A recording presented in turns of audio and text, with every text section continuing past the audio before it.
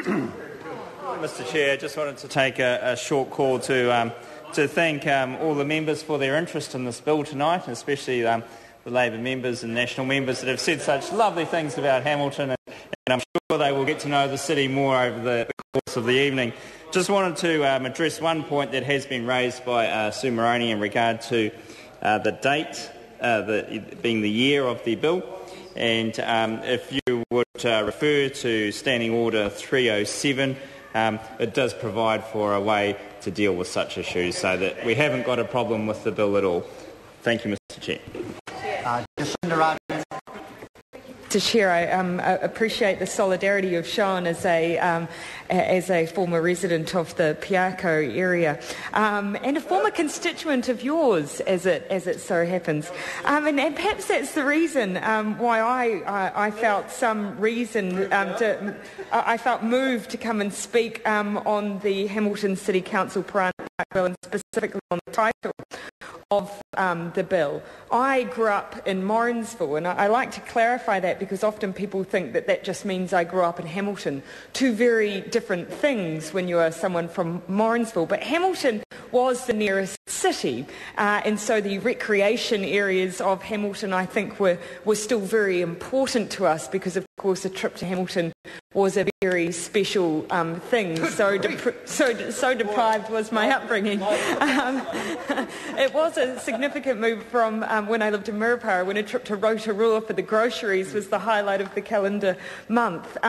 But the point I wanted to make was upon hearing Darian Fenton's contribution, where she delved into the history of both Parana Park and also Hamilton, that I wanted to come down and explore whether some options for naming existed within those questions which Darian asked. And I believe that she asked whether or not we should be putting into the title perhaps the history of the word Hamilton itself. And I'm not sure if that question's been answered yet, but I haven't been able to find the history behind Hamilton, but of course Kirikiriroa, the Maori name for Hamilton, actually means long stretch of gravel.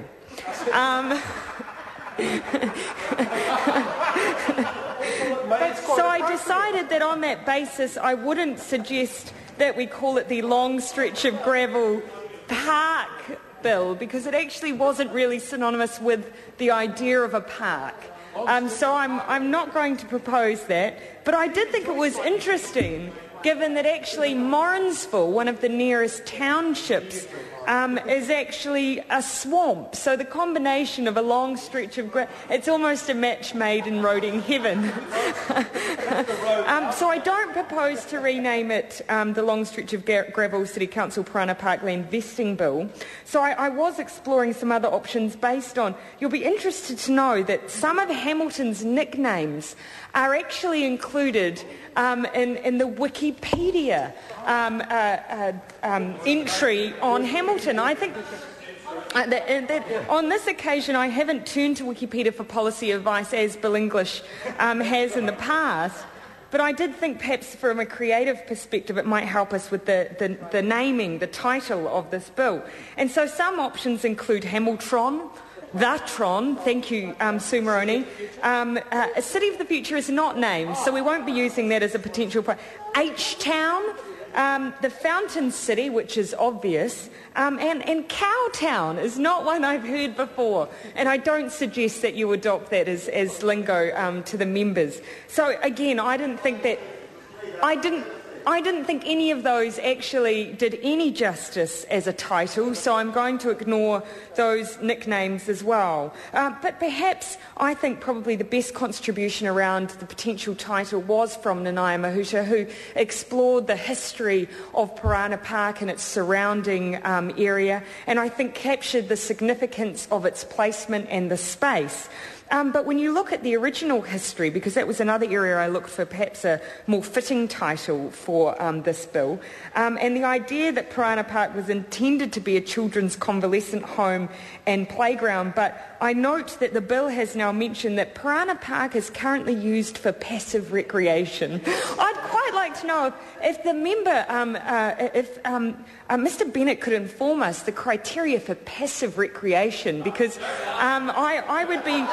as opposed to active recreation, I wouldn't like to explore necessarily the difference between passive and active recreation. But I think it is important, if we are to title it appropriately, so that in future no one feels like they're able to move into the active recreation, because obviously that would be outside Parliament's intent for that park.